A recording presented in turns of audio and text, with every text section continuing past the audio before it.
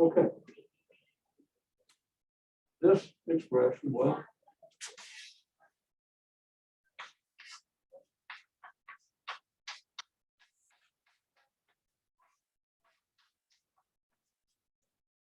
let's say we have this expression. We have to use a common denominator.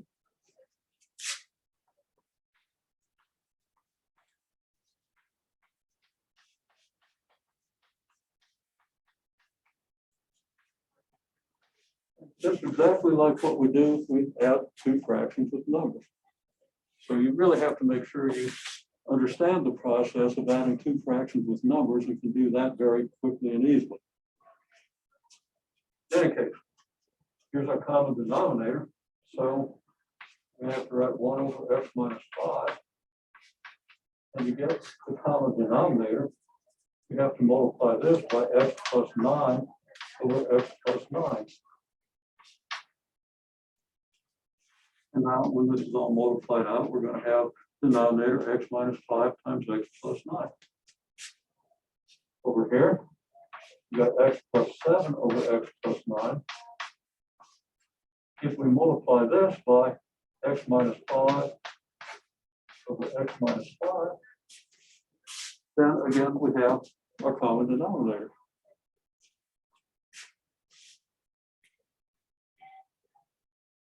Multiplying this out, we have x plus 9 over x minus 5 times x plus 9 plus x plus 7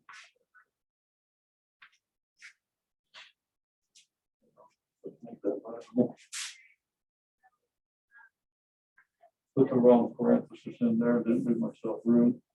Okay, x plus 7 times x minus 5 over x plus 9 times x minus 5.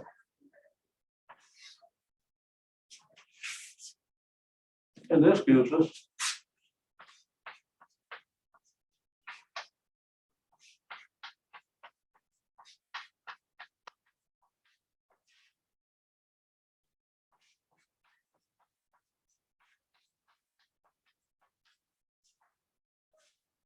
this, because we have the same denominator.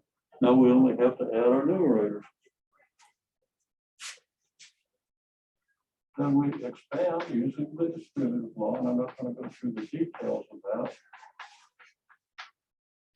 We've been over that many times. I think people are in pretty good shape there.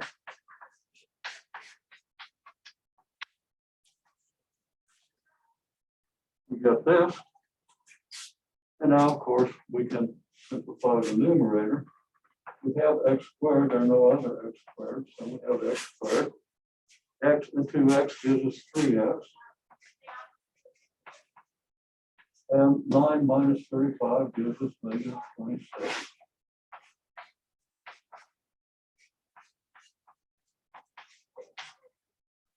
So we're generally going to leave the denominator factored because that's the simplest form of the expression, okay?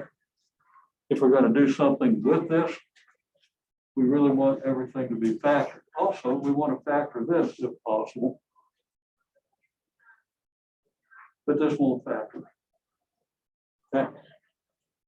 Our only options are like x plus 26 times x plus 1 or x plus 3 times x plus 13, both of which would give us something much bigger than 3x. So, not going to work. Okay. Now, let's move on to this, which is started out in a very similar way, except now we've got an equation. So let's say we got 1 over x minus 5 plus, let's say 4 over x plus 9 equals 12. Okay. Now what do? Well, we multiply by a common denominator.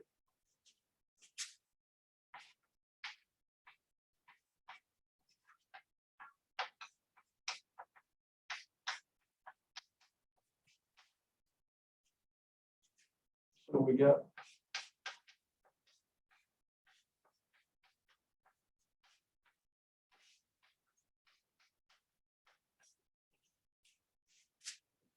Multiplying the common denominator by the first fraction, we get this.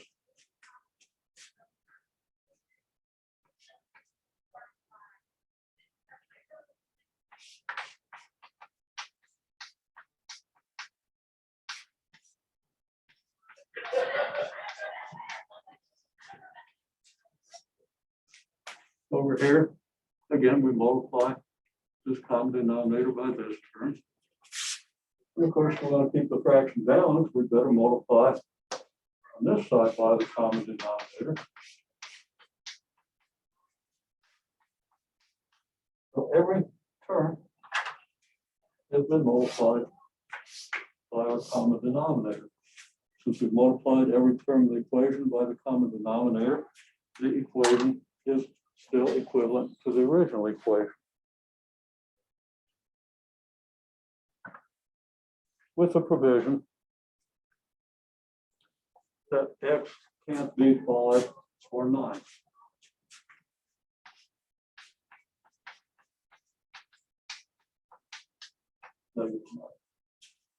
Because we can't multiply by 0. If x was 5, we'd be multiplying everything by 0. No, that would mess things up, right? And if x is negative 9, then again, we're multiplying by 0, and that's not going to work. Of course, 5 and 9 are outside the domain of these expressions. You can't divide by 0, so x minus 5 can't be 0 in the first place. And you can't divide by 0 here. X can't be negative 9 in the first place. We want to make sure to note that if we can possibly remember. Okay. It's very easy to get hung up on the other details. Well, the book will tell you cancel this x minus 5 with this x minus 5, and cancel the x plus 9 with this x plus 9. I'm not going to use cancel because people do it wrong. Okay, I'm going to say, well, we can rearrange this as x minus 5 over x minus 5 times x plus 9 over 1. This is equivalent to this. Because what does this mean? We multiply the numerators, which just gives us x minus 5 times x plus 9 times 1. And we multiply the denominators. Well, this doesn't have a denominator, but it does if we put it over 1, right? We can express this as a fraction over 1, and 1 times x minus 5 is x minus 5. So what we get if we multiply this is the same as what we get if we multiply this. We get x minus 5 times x plus 9 in the numerator. We just get x minus 5 in the denominator.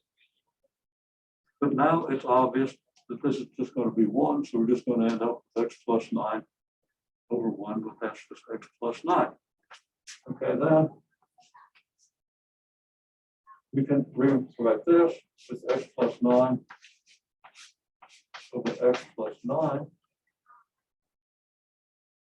multiplied by 4 times x minus 5 over 1. Again, if we multiply these numerators, we get a 4 times x plus 9 times x minus 5, which is what we have. If we multiply the denominators, we get x plus 9. And this is going to equal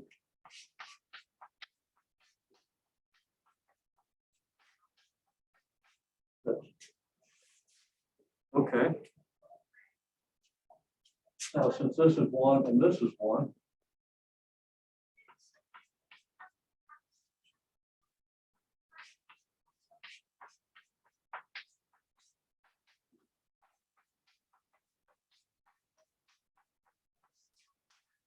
we just note that this is 1.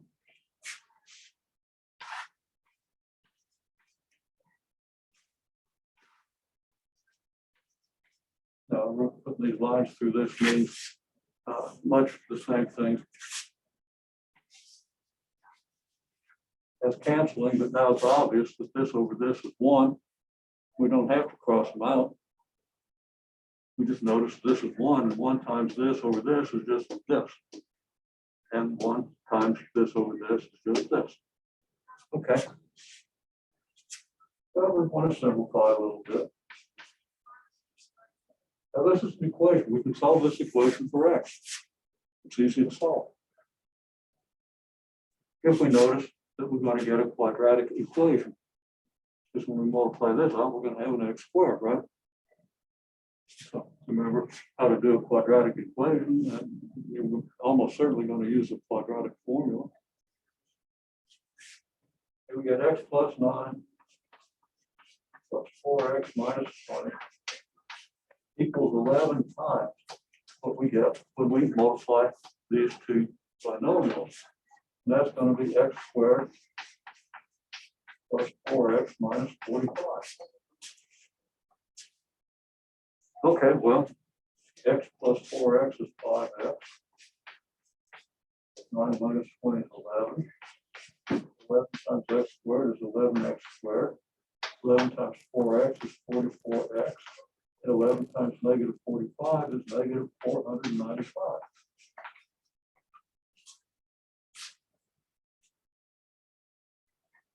Now we've got terms on both sides of the equation. Okay. We're not going to try to isolate all the x's on one side, the numbers on the other, because that's what we do for a linear equation. It doesn't work for a quadratic equation. We have to put this in the form. So let's just note this quadratic equation.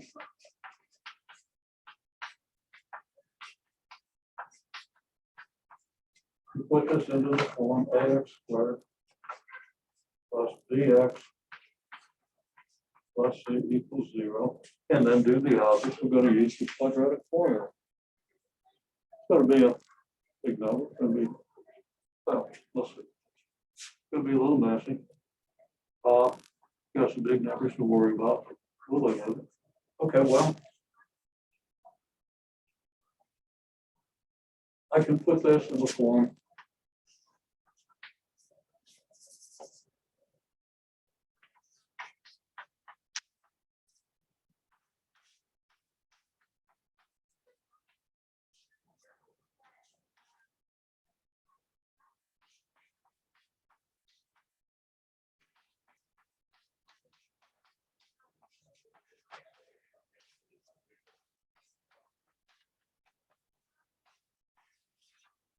and subtract 5x minus 11 from both sides, which will give me a 0 on this side. So that gives us 0 equals. Again, I'm not going to write out every step, but we're going to have 11x squared. Have the written 11, I think I'll understand. And then what have I got? 44x minus 5x, which is 39x. And then minus 495 minus a negative 11 is plus an 11. So that's minus 484. Now, if we want to have our quadratic expression on the left and a 0 on the right, which is what we're used to looking at, then we can switch the two sides.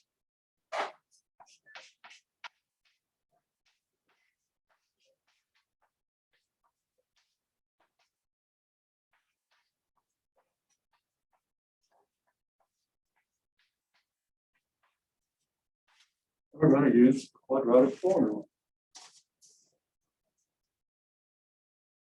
And I'm not sure that anybody could see any of that. You all could, but not on the video. So let's, again, I took this equation and I subtracted 5x minus 11 from both sides. Then I simplified it. I subtracted 5x minus 11 because I wanted to get a 0 on one side. And I could have subtracted 11x squared plus 44x minus 495. That would have given me a negative 11x squared. And I really don't want to have a negative value of a in the quadratic formula if I can avoid it, okay? I could have changed all the signs. That would have been a couple of steps. So I just chose to do it this way, but there are all kinds of ways you can do it. Point is, get 0 on one side of the equation. If it's on the left side, you probably want to write it out. If it's on the right side, sorry. If 0 is on the left side, you probably want to write this out to 0 is on the right side. Just let's switch the sides. And now x is negative 39. Plus or minus the square root of 39 squared minus 4 times 11 times 484. And that's over 2 times 39. Okay. That's going to be a mess with the numbers, but I'm not going to go to the extent of solving it. We have, yeah, it's careless. It's a negative 484 here. I better rewrite that.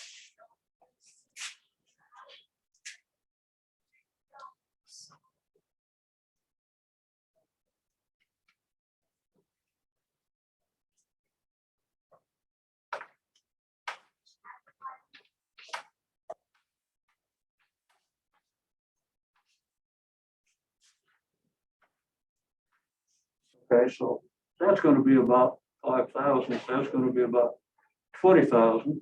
39 squared is about a little less than 1,600. So you're going to get, like 21,500. The square root of that's going to be about 150. Yeah, hang on. Square root of that's going to be 150. You're going to get like 110 over 78, which is about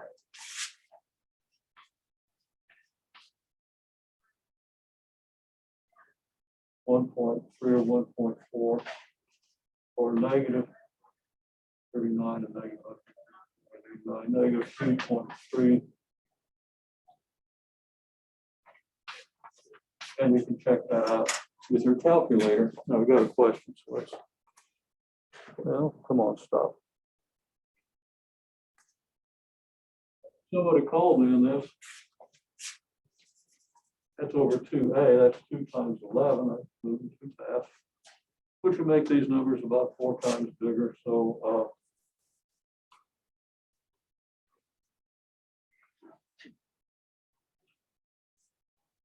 we're going to get about 5 and maybe negative 9 or something like that.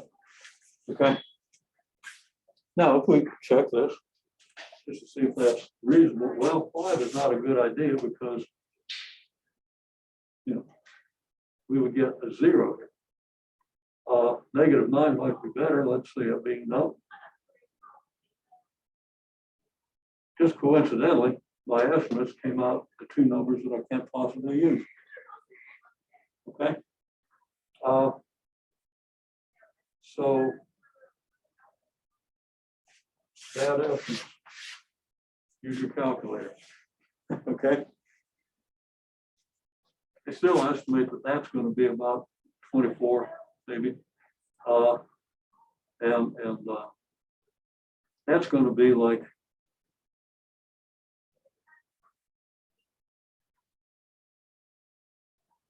negative 2. And 150 over 22 is about 7.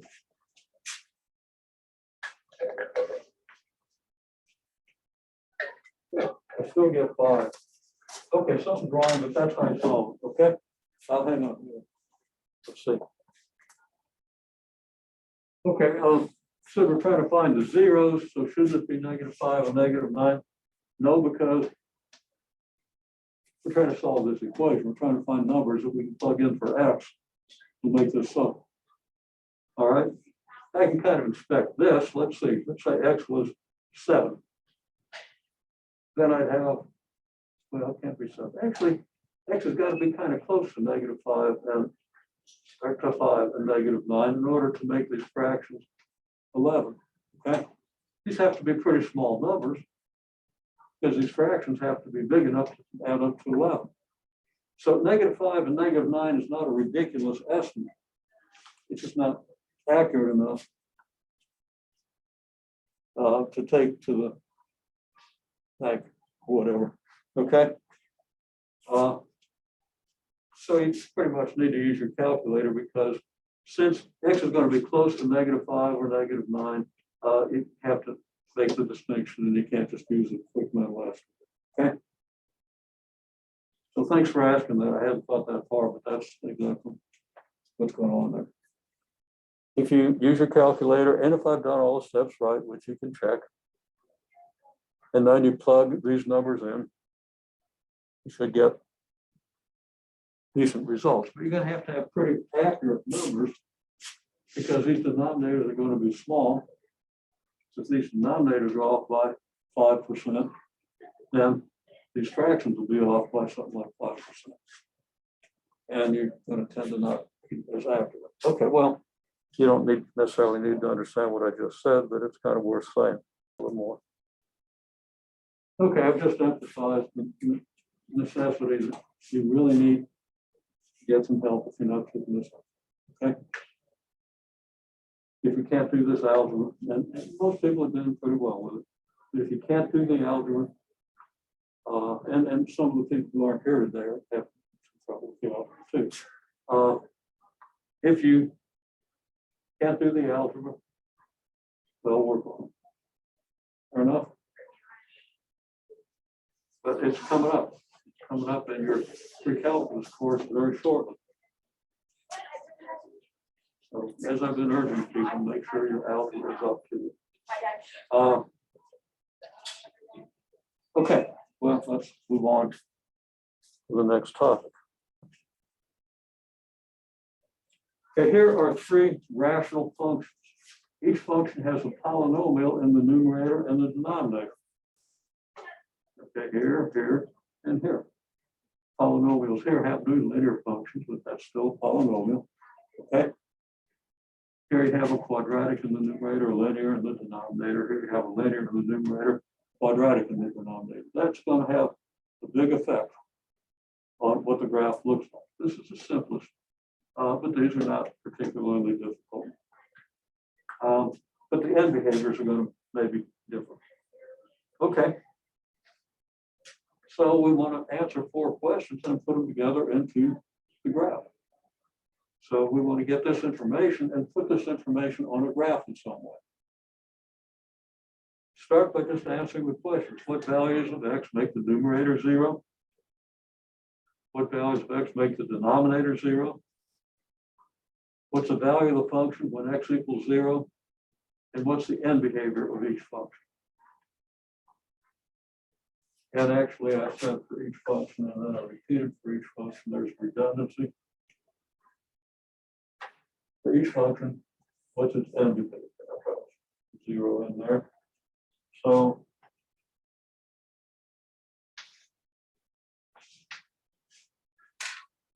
okay, you start with the first function, answer the questions. Go to the second function, answer the questions. Go to the third function, answer the questions. Give you a couple minutes to at least get started, and I'll intervene when it seems like a good time. Okay. Now, Baker says for each function, at least one person lumped all the functions together and gave all the zeros, but they were right. But we want to look at each function separately, so let's make sure we're clear on that. So we've got function f of x.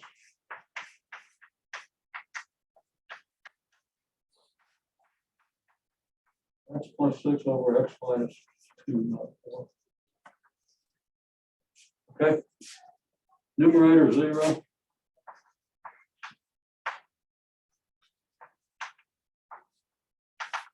Well, that means x plus 6 equals 0. Now, if it was 12x plus 19, you'd want to solve the equation, right? But x plus 6 equals 0 is real easy to solve. You do that in your head. Of course, we want to write it out and subtract 6 from both sides. That's perfectly wonderful. Okay, the denominator is 0.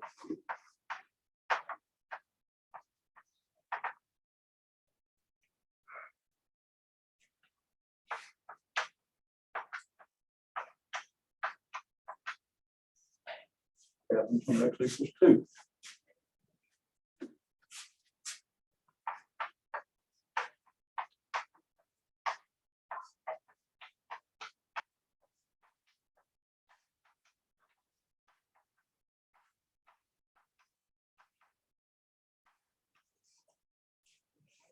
Okay, well, if x is 0, f of x equals f of 0, which is 0 plus 6 over 0 minus 2. And that's really going to give you 6 over negative 2, which is negative 3. And well, so far, this tells us quite a bit about the graph.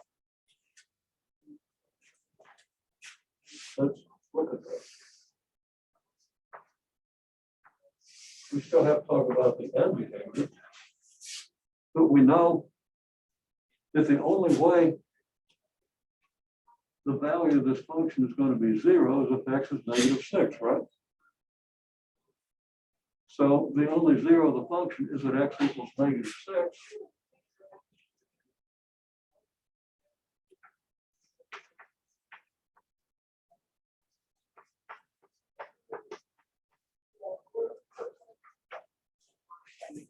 So we have a 0 at x equals negative 6. Okay, well, at x equals negative 2, or at x equals 2, the denominator is 0. I'm going to do it this way. If you have a denominator equal to 0, I'm going to make a vertical dotted line for reasons that we'll talk there in a bit.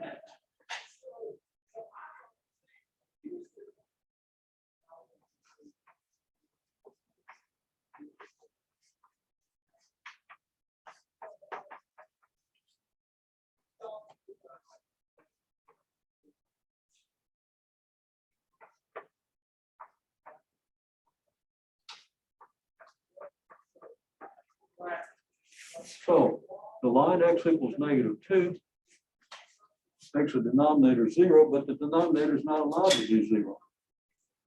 Okay? So that is forbidden. Your graph cannot cross this line.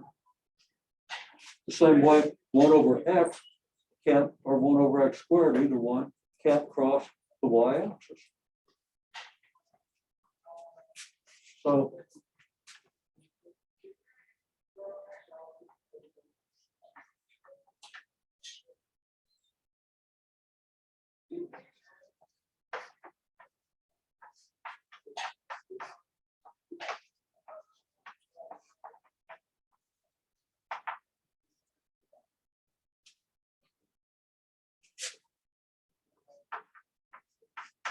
I'm going to say x equals negative 2 makes f of x undefined, just like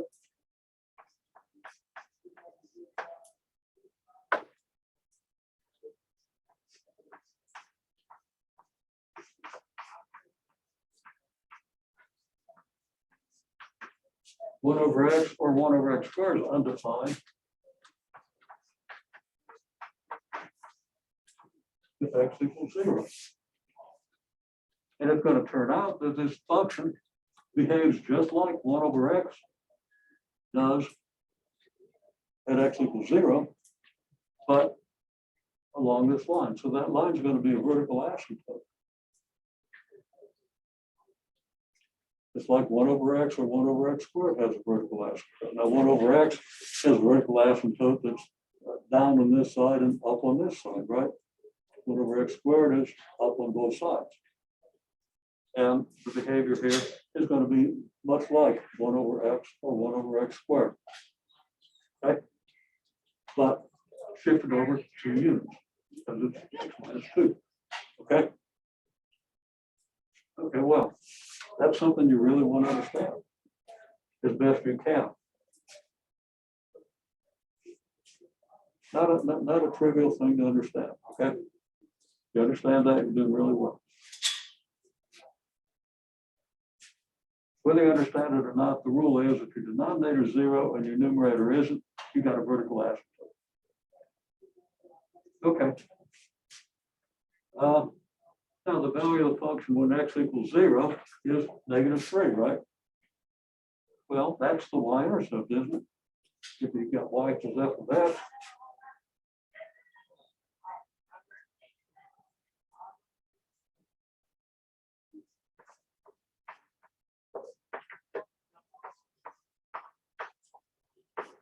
the y-intercept is at 0, negative 3.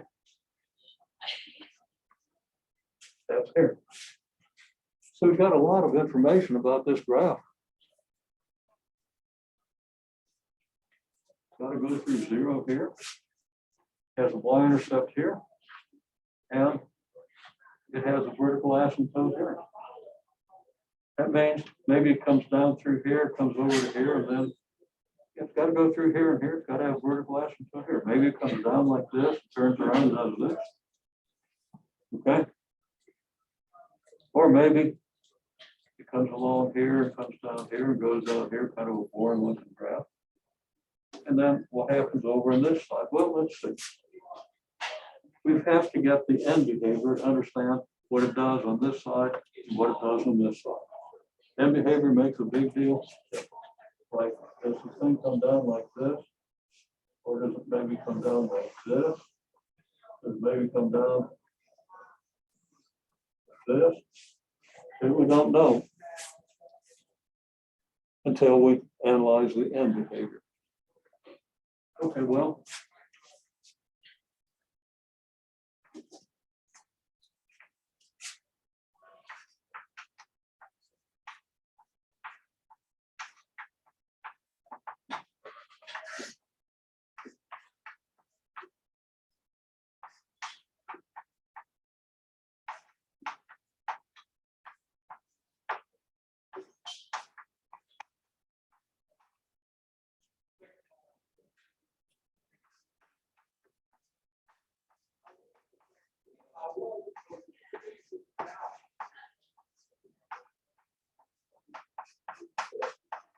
x is a big negative number, then both x plus 6, the numerator, and x minus 2, the denominator, are big negative numbers.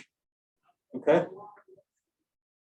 And if x is really big, 6 doesn't make, adding 6 to a really big number doesn't make much difference in it. And subtracting 2 from a really big number doesn't make much difference.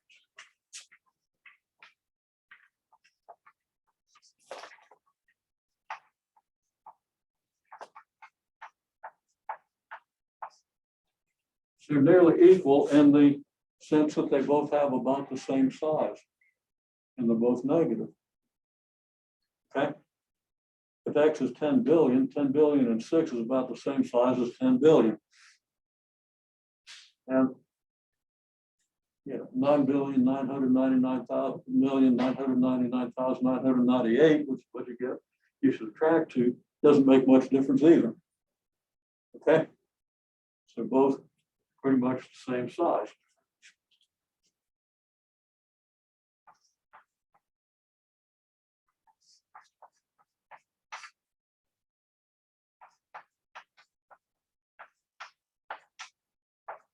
So f of x is close to 1.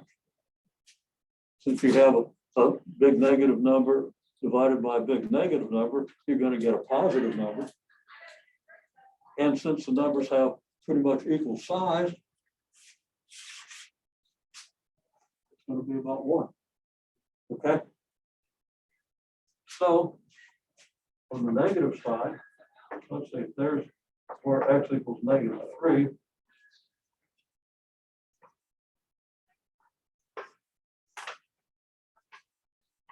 Here's a line where x equals 1.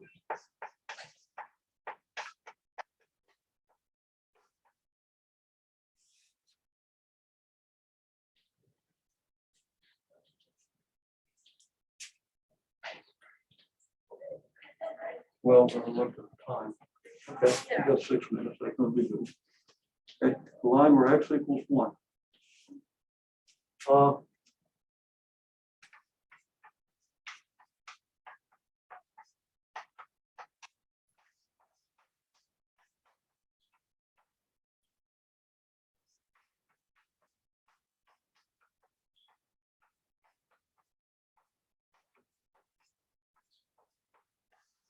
Write out the reason if x is a big positive, then x plus 6 and x minus 2 are both big positive numbers.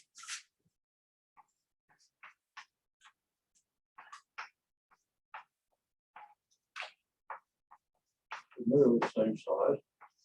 So again,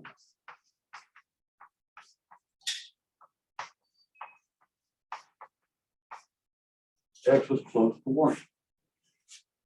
Okay. So there's a little more to it. Maybe So we're going to take care of a lot of that. But now we know that if we go out this way, we're going to have to approach this line. If we come back this way, we're going to have to approach this line. Okay? Well, it turns out then that what we do is we start out a little bit underneath this line. Okay? Because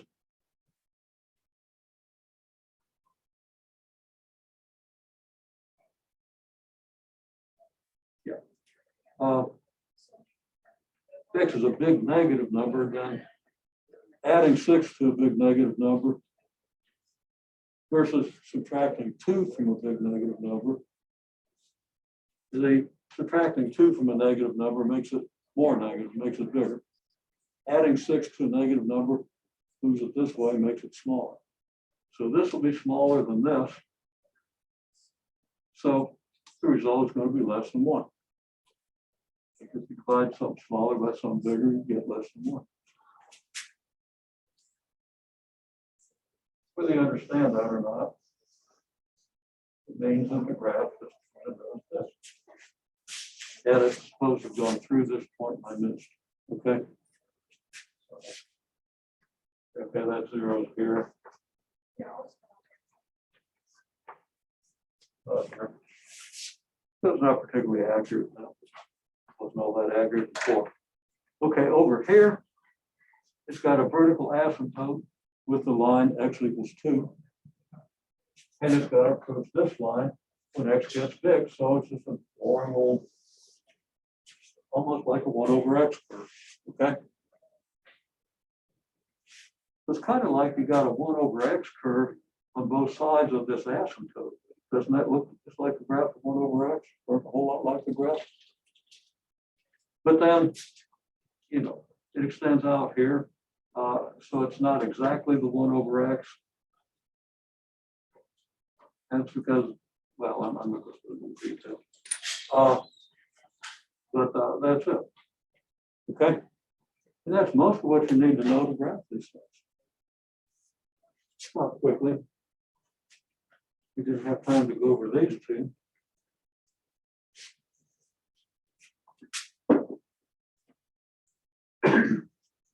But I'll just talk it through. Here, your numerator is 0 when x is 6 and x is negative 6 and x is 4, right? So we can, okay, x equals negative 6 and x equals 4.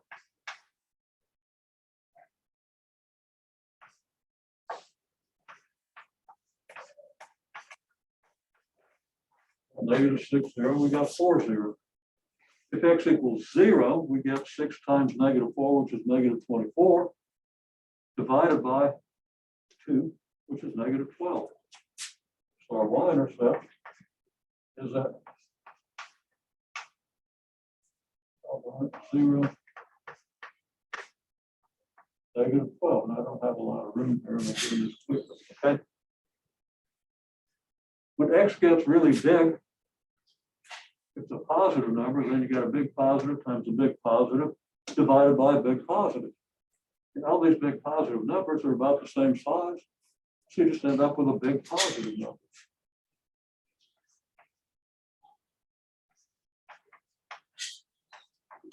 On the left side, you got a big negative, and a big negative, which makes it negative. So it's going to go down here. Now, I'm just going to write that there. It's got to go through here. So it's pretty simple.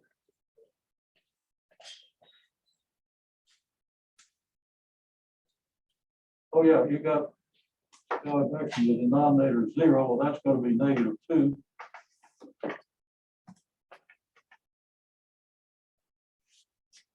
Okay, so the graph has to go through this point, has to start down low, has to be asymptotic here.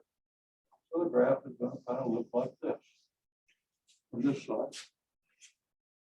On this side, the graph has to go through here and here.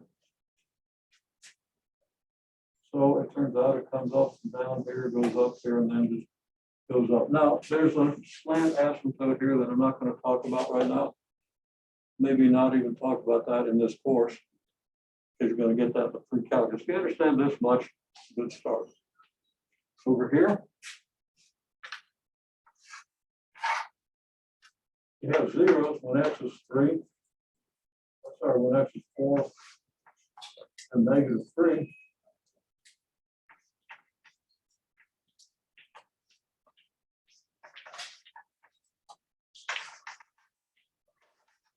I've got vertical asymptotes.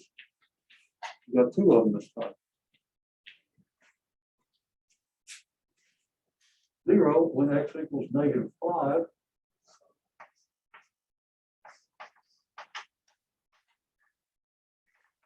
So there's the point negative 5, 0. If x is a big positive number, you have a big positive divided by a big positive times a big positive. Okay? Well, this big positive, it can be divided by this one. It just leaves you 1 over a big positive number. And if you divide 1 by a big number, you get something close to 0. So we can conclude this thing has a vertical asymptote here. It's positive when x is really big, so it's going to be positive over here. So the graph is going to look like this. Over here, same situation we have here. If x is a big negative, you got a big negative divided by a big negative times a big negative, which gives you a negative number, but that negative number is close to 0. So what we get is a graph that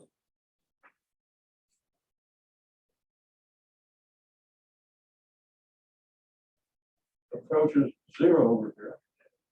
Has vertical asymptote here and has to be negative on this side. So that's going to have to do something like this. It's got to come through here and then it's got to level off kind of like this. The x-intercept is at 5 divided by negative 12, which is a little less than 1/2. So the x-intercept is going to be negative, but it's going to be pretty close to 0.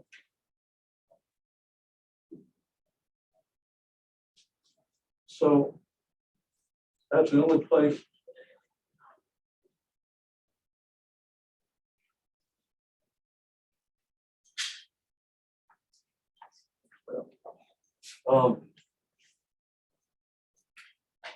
well, that's where we go through the y-axis. Okay, on this side then, you got to come up like so, but we don't get to go through the x-axis. So somehow we've got to turn back around and go down like this. So the graph is going to end up kind of like this. Now, I went through that kind of fast, okay? But if you answer these questions, you come up with a conclusion of how to fit the graph to the asymptotes and the zeros and the end behavior, okay? And of course, that's not going to be due until Tuesday. But the open math will work you through it. Fair enough?